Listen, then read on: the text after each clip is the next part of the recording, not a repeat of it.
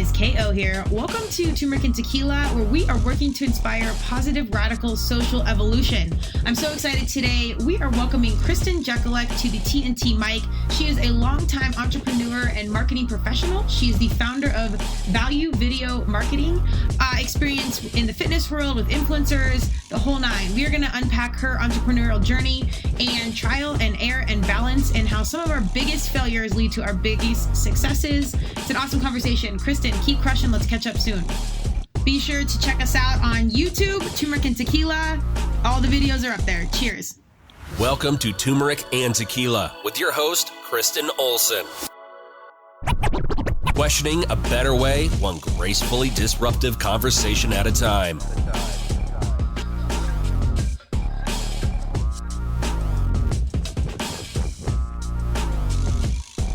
Welcome to Turmeric and Tequila. I'm very excited. We are at PodMax. This is the third interview of the day. I have fellow Kristin, we do spell it differently though, on the mic. And she is the founder of Value Video Marketing. And she's got a plethora of marketing background and experience. I saw some influencer marketing in there. We're going to unpack that. And basically who she is as a human. You know, we always get behind the people behind the business first and then go from there. So without further ado, Kristin, welcome to Turmeric and Tequila. Kristin, thank you so much for having me. I honestly talk to so few Kristins in life. This is kind of funny and a little bit surreal. Oh, really? That's yeah. I feel like I run into a million Kristins. And please say your last name. I strategically do not say it because I'm going to butcher it. And if you know, listen to Turmeric and Tequila, you know this always happens. So I'll let her say it correctly. My name is Kristin Jekielek. Jekielek. We'll get it. We'll get it one day. Maybe for our second interview. I don't blame you. Most people don't get it. It's hard. We'll get there. It's the least we can do as hosts, but it's a skill I'm acquiring.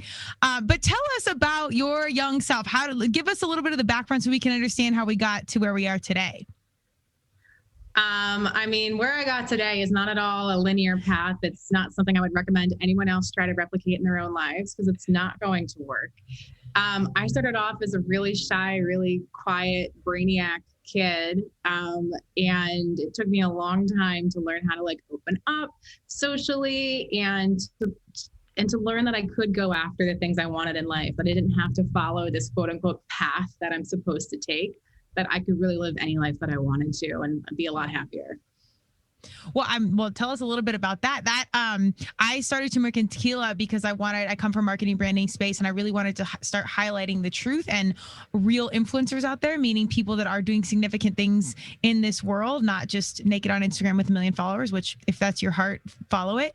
But I really wanted to start, clearing out some of these smoke and mirrors. But that's because I saw so many things where I was like, that's not real. How did you get to this point where you started to do what you really wanted to do and you disrupted the path you thought you were supposed to be taking? Well, that decision wasn't one that I entirely made for myself. So I had been working a corporate job in my mid-20s. And that was when I first discovered that quote unquote, people like me could be entrepreneurs. So I caught that bug and started side hustling immediately. But unfortunately, I had started suffering from some really severe health issues that got worse and worse and got to the point where I wasn't able to hold a job. I couldn't even work from bed on my laptop part-time, could not do it, wasn't capable.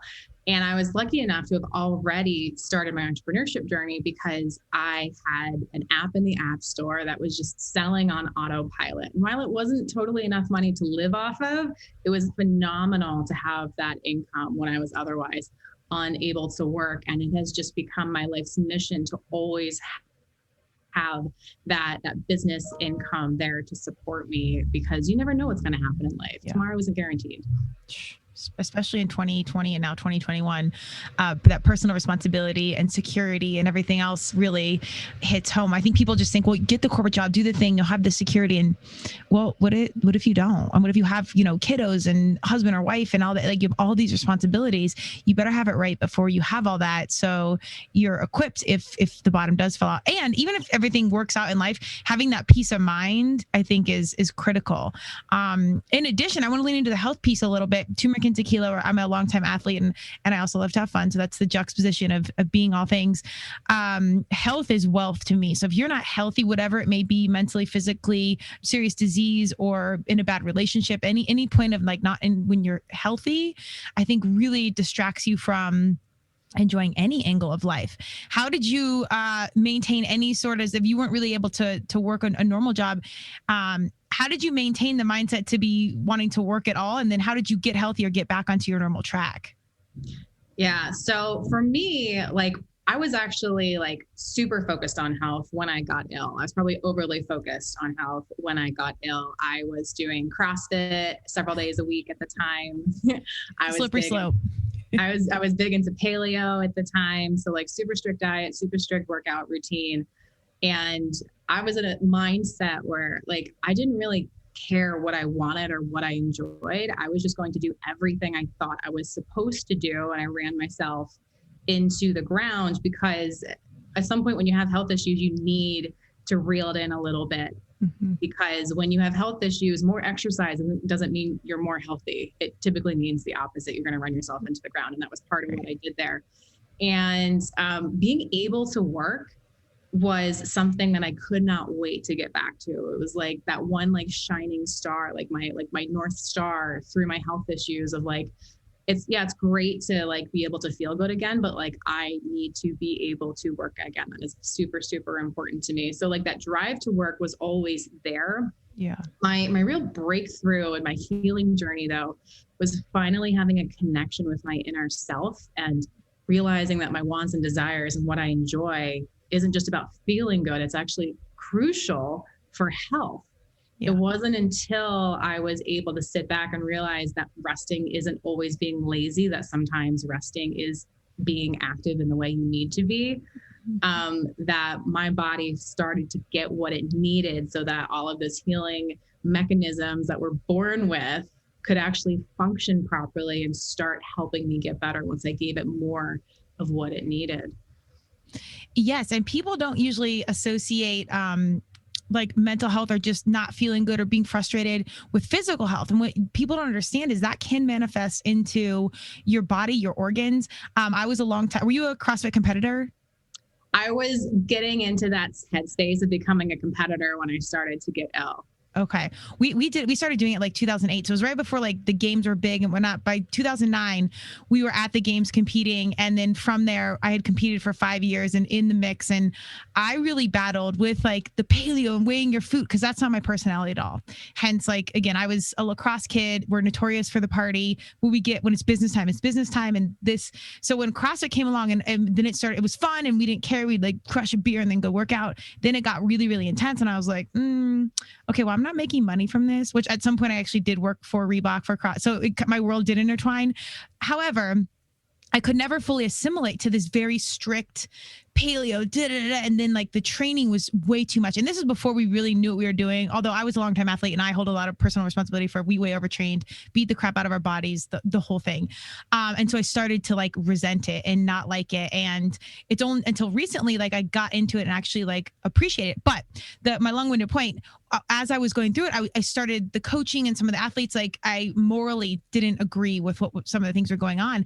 And my liver enzymes were popping up. Like and what I do a lot with like human optimization, health and wellness. I get to do all this stuff for free. So I was having these really crazy tests and like some weird things are popping up and they're like tequila, like, is it the liver and the tequila? And I'm like, no, like we're not even like drinking right now because we're counting our calories and all this crap.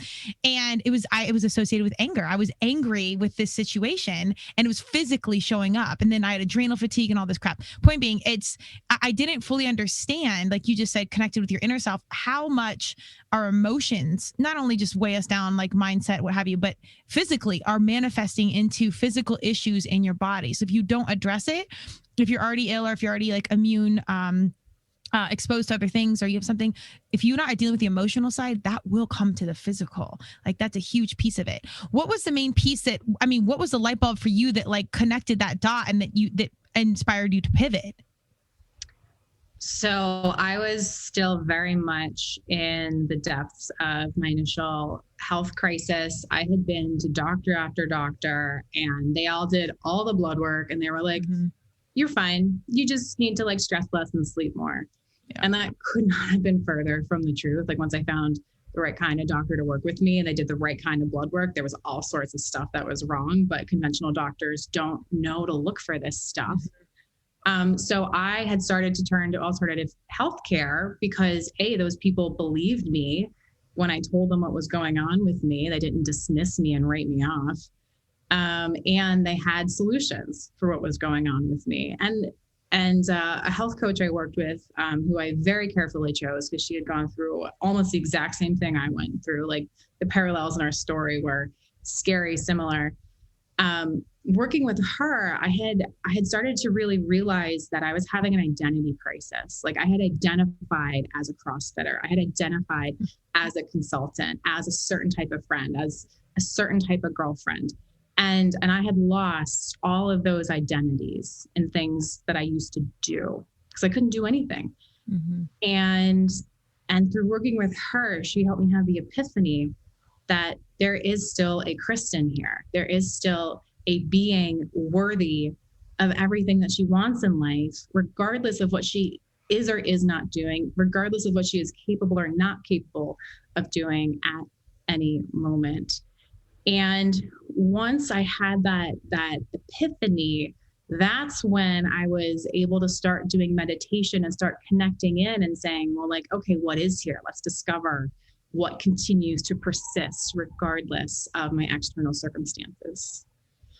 That's amazing. And I love when I hear all these, like we have these really complicated conversations around health, and then we go back to what it's not really simple, but a simple solution. And I know there's a multitude of solutions that have to take play here, but meditation, just being quiet and sitting with yourself or journaling, like some of these things that it's not necessarily like mix all these herbs or take this medication or go run a mile or like do this diet. Like it's really simple things that we should be doing as young humans. Like I think they should teach, and some schools actually are very progressive in teaching meditation and just fostering that conversation as a young human of how do I actually feel? Do I actually want to be doing this? Do I like this person? Am I comfortable in this environment?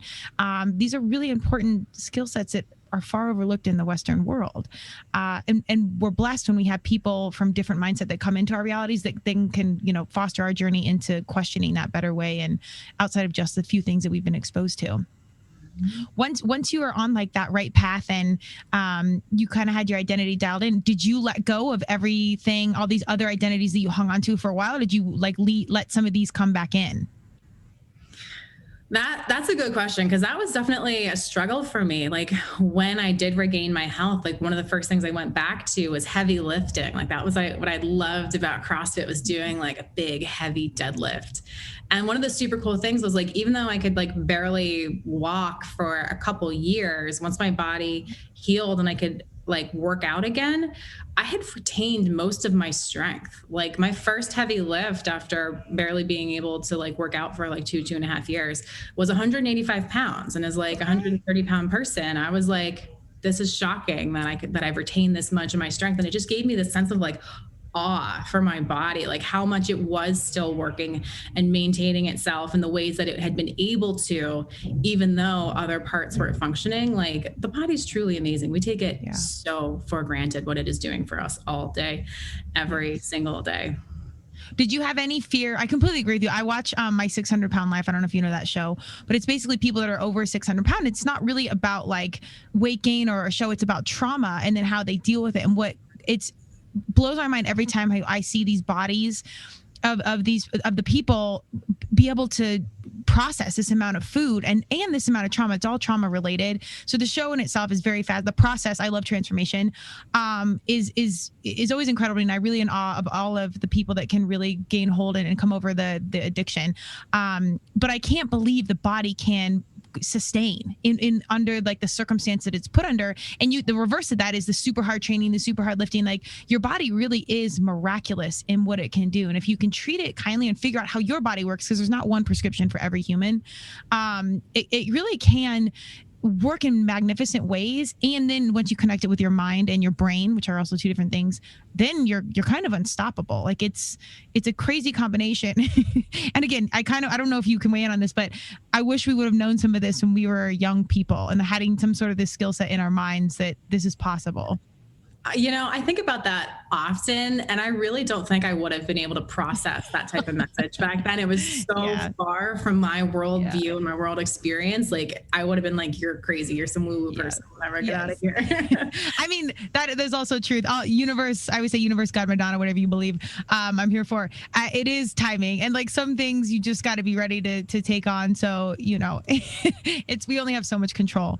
Well, okay. So now tell me how, as you're creating this business, how did all of this lead you into what you are doing right now? Tell us a little bit about the entrepreneurial setup and where you're moving forward towards. Oh my goodness. So my entrepreneurial journey is rife with a few successes, but mostly a ton of failure. My entrepreneurial journey has been all over the map, in part because of my health issues. Like you just can't devote yourself to a business the way you need to whenever you're dealing with health issues. So there've been a lot of starts and stops due to that.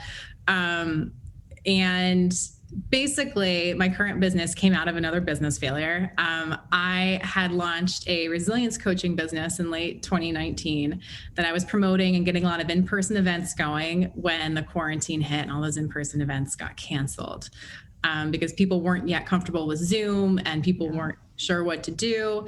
And so I started making marketing videos to promote what I was doing. And within a few months, the universe hit me over the head, like over and over and over again. People kept asking me, well, how do you make those videos? Who's doing that? How do I have videos like that? And I realized that this is a skill set I have that people want to pay me for. And as much as I really had a lot of passion about this resilience coaching, because it's one of the things that I've really developed as a core skill set, and I know how important it is for other people to develop that skill set. The video stuff just led me to the prospect of stable income way faster than resilience coaching was at the time.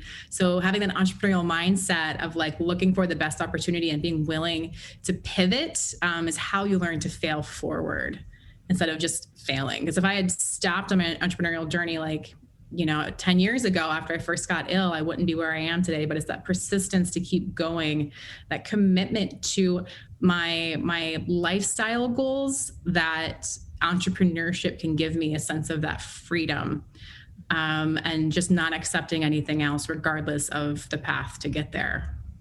Absolutely. And this is why I love working with my fellow athletes, because you do have this skill set early on, whether you're competitive as a kiddo or not, of you get kicked down, you get back up, you miss 100 lifts, and then you keep doing it, and then finally you nail your PR. And it's that's part of the athletic process, is failing or getting knocked over, the ball stolen or whatever, but you keep going. There's no point of you being like, oh, that's it, we're done.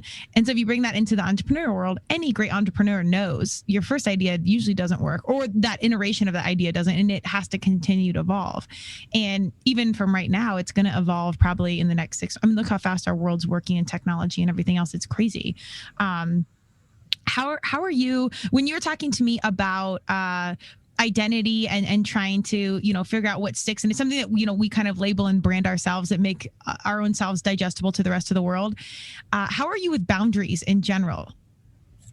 Boundaries are something I have had to learn the hard way. I didn't have any boundaries in my life for way too long. And even through my healing journey, I've had to develop boundaries, hard boundaries. And my number one boundary right now is time and resources for my health. Any business, any relationship, friendship, whatever, those health boundaries are in place first and foremost before anything else in my life. Because even now, I will suffer from lack of sleep or too much stress faster than the average person because of my health history. So it just has to be a non-negotiable for me.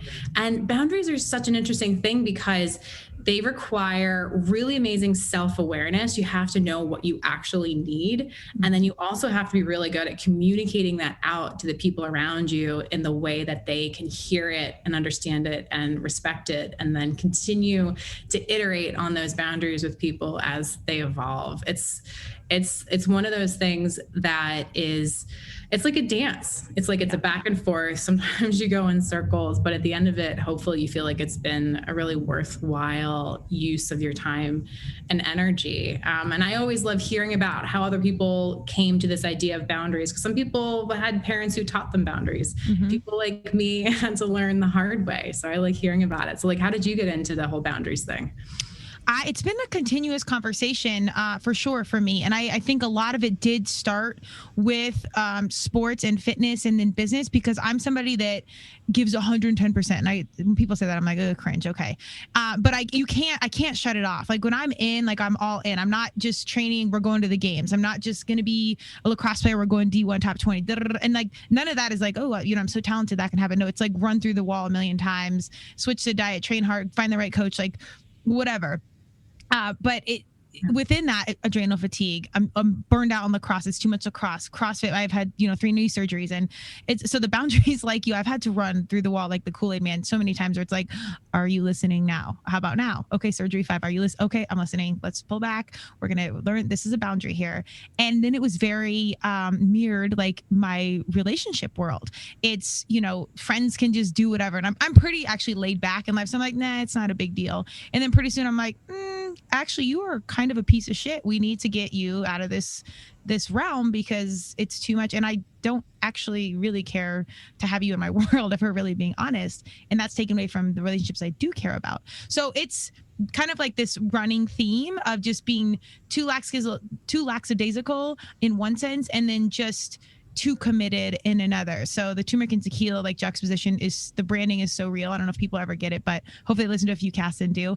But I had to pull back and literally had adrenal fatigue where I was like so tapped out. I'm like, I don't want to train anymore. We got to pull back. And also the way the CrossFit community, that the gym I was part of, I'm like, this isn't really they don't speak to my core values. So boundaries are this continuing learning process.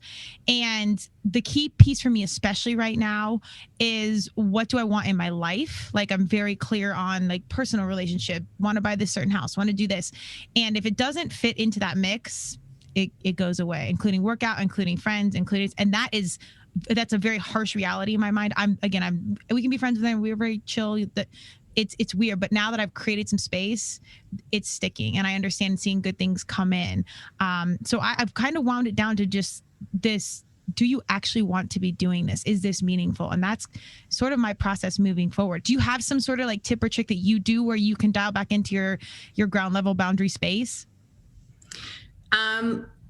Yeah, the way you're framing this is having me think about it a little differently. So I don't have like a quick answer to this one, but I would say whenever I am, I think whenever I like start to cross my own boundaries, I just start to get a little moody and a little irritated. And I kind of have to ask myself like, okay, like what's going on? Why am I not chill? Like, what have I not been paying enough attention to?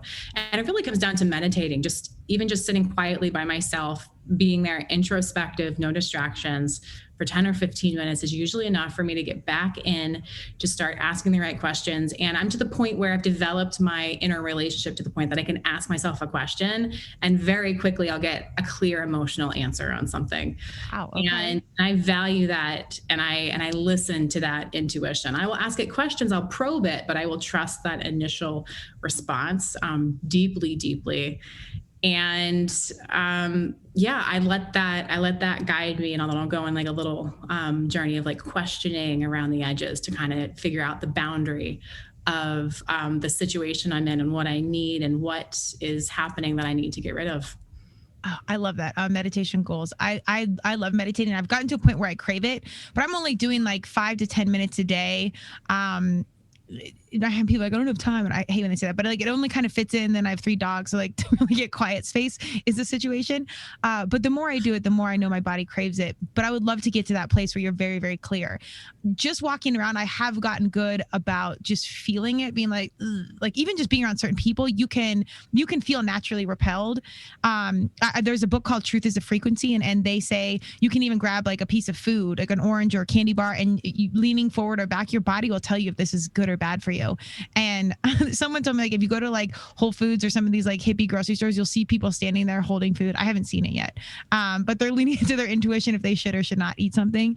So I believe in physics. I believe in the woo. I love all the science. And I do think if you can even just sit for 2 seconds and be like, something's even just your body language is like, I'm pulling back, something's off. And that you should probably steer it away. The key piece is really that self-awareness and building that skill set to listen. It's there. You just have to really learn how to listen.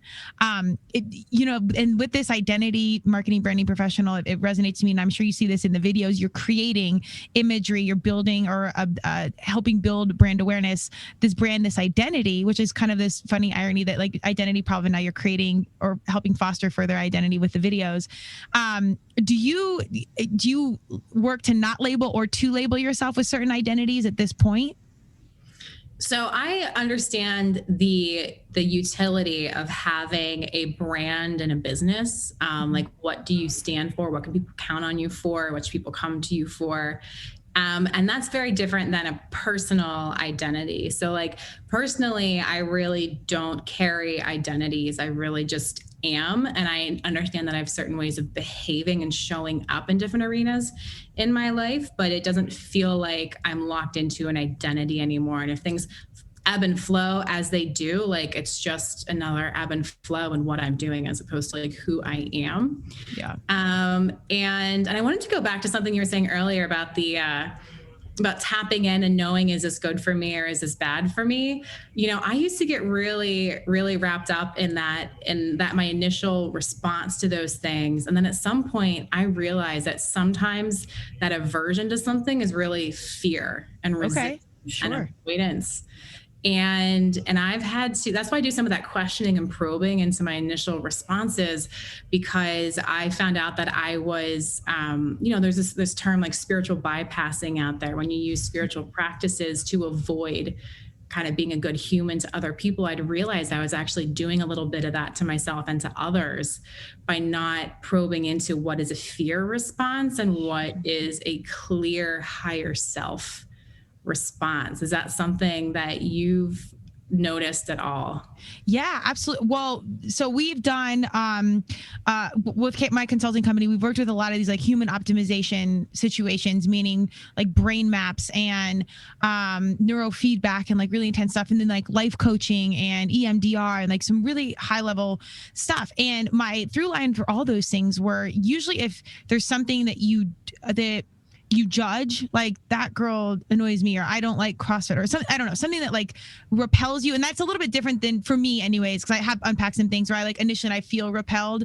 That is a different feeling for me when I feel like I'm judging something. Usually that judgment in my experience is something that I am judging through myself. Like that person's not strong. Well, that's because I don't feel strong, for just a shallow end example. It's usually some reflection of how I'm feeling. So yes, I completely hear what you're saying and identify strongly. And I think that's 99% of the time what it is. But I will say, I do think it's different than when you feel like an energy and you're like a protective mode. I do think that's different.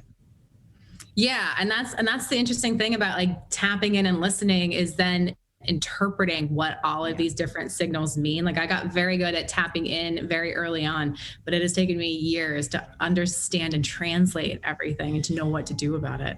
Yeah. Yeah. I hear that. How, when you're working with these video clients, how deep do you go with some of this conversation to like better execute the task or the mission or the product that they so desire? So it really comes down to the client. Like, you know, one of my bigger clients is a heating oil and propane company. So we don't go very deep at all.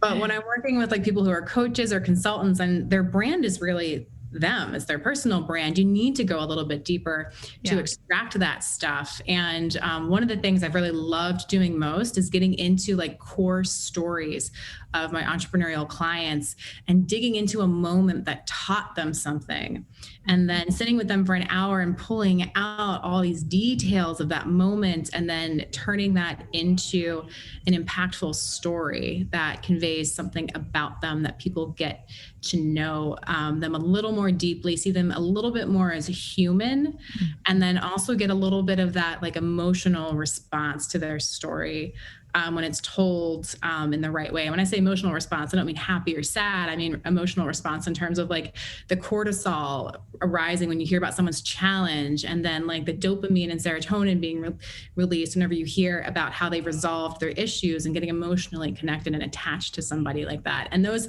personal stories are what I love doing most about video content, hands down. That's amazing. And that's pretty evolved conversation. The good news is we work with small companies, we work with big companies. I always love the smaller ones. Usually they just like startups. They don't usually have the budget to do all the things I would love to do. However, they really get it and they're really dialed in.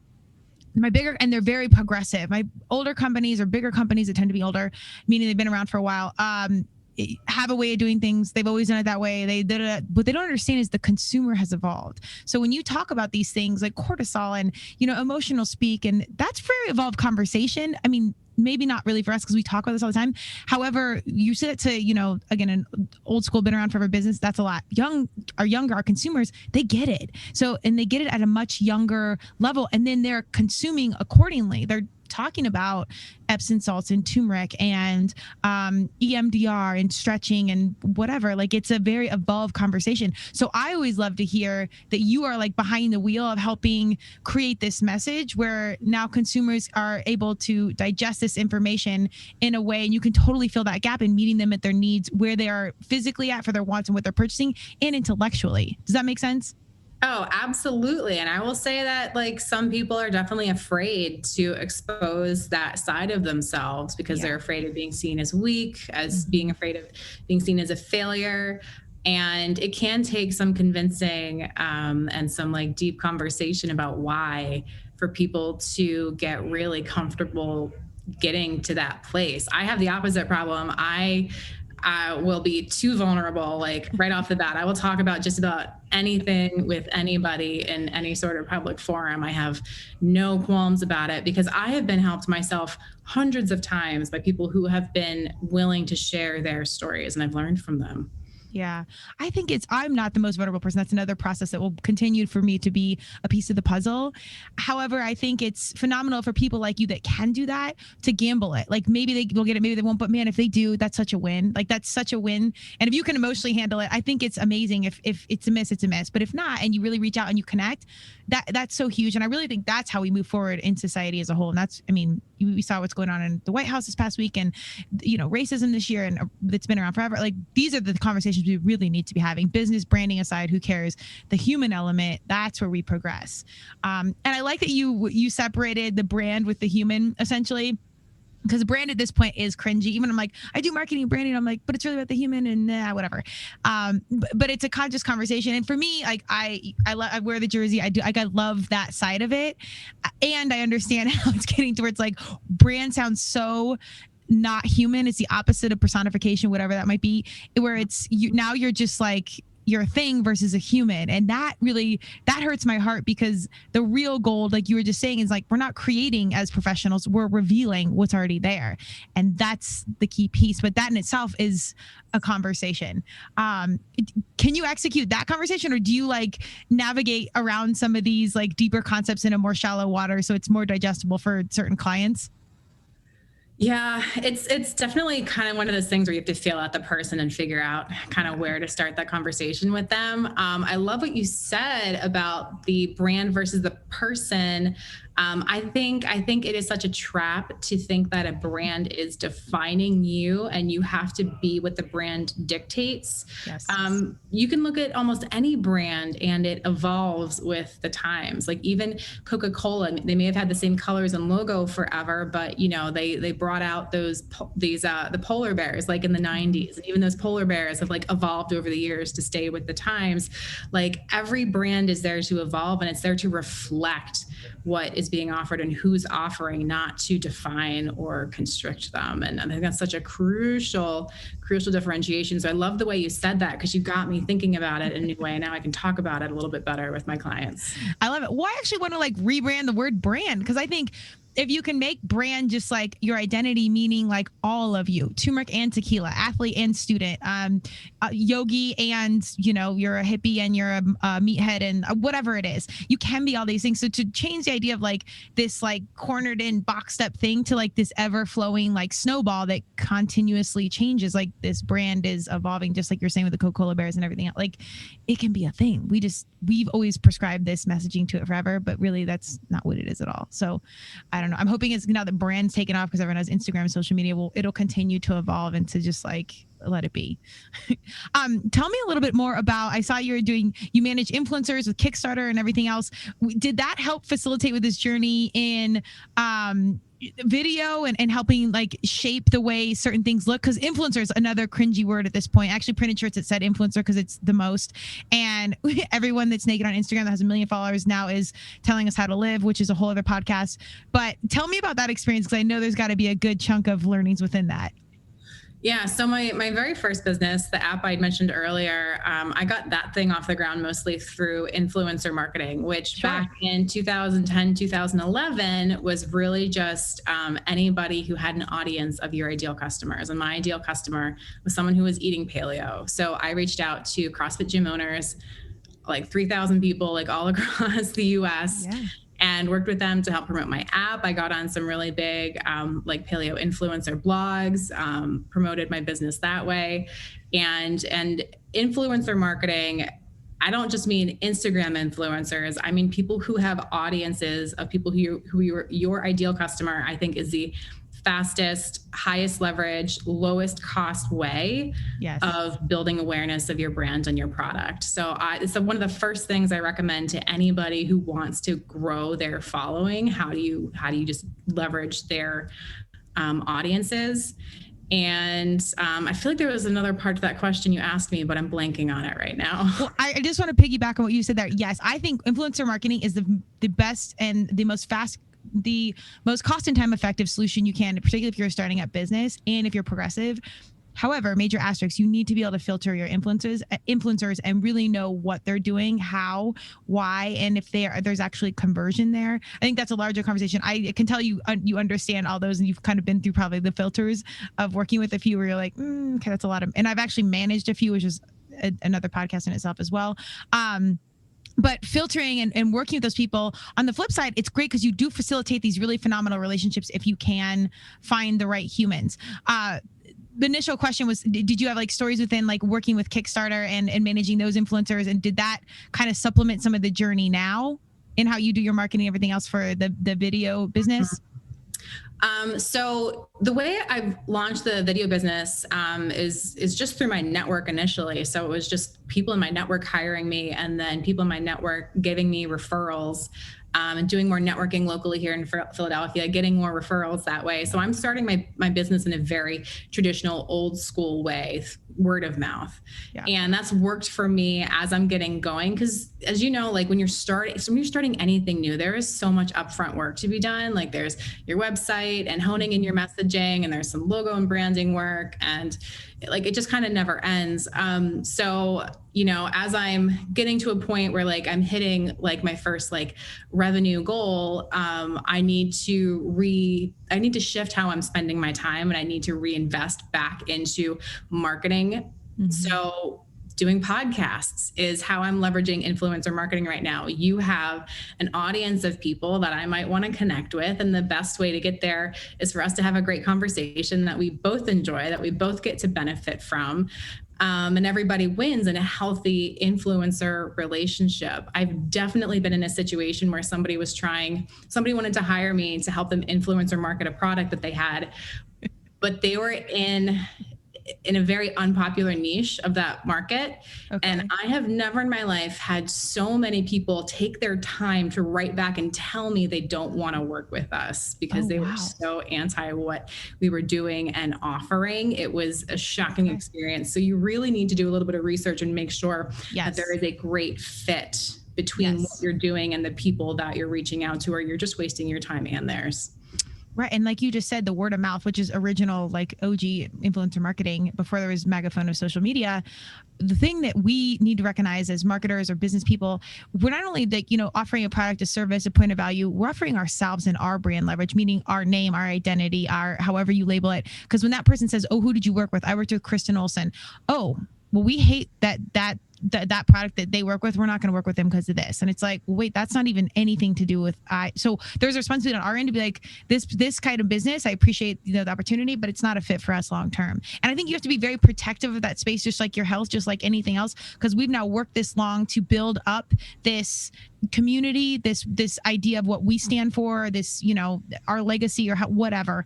That has to be protected, because if you sell that for some cheap price, one job, whatever, you can't really rebuild that. It's like doing PR or having an influencer that does some crazy post or a sex tape. Like none of this really goes away. And from the moral ground, not from just like, I'm trying to make $1 million. It's be who you truly are, and you can't let some of these filters come in that are not true.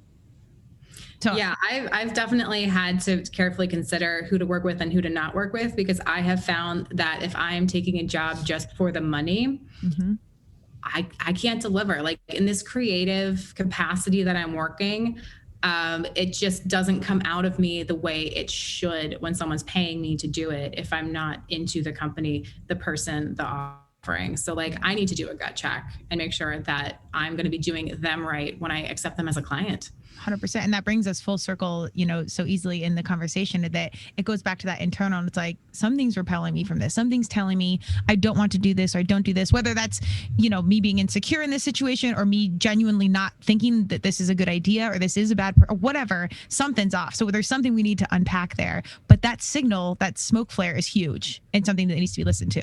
Yeah, it has to be listened to. When it comes up and it like punches you in the face with an answer, don't just brush it aside.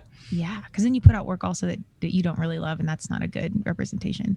We've got 5 minutes now, but we can go on. I so appreciate your energy and your evolved conversation. It's so poignant that you are on the front lines of our digital world where our young people are consuming, because I think it's so much more than work. You're actually putting out, specific imagery and messaging that is impactful for this world. In a nutshell, tell us a little bit why you guys are different, and then where do we find you?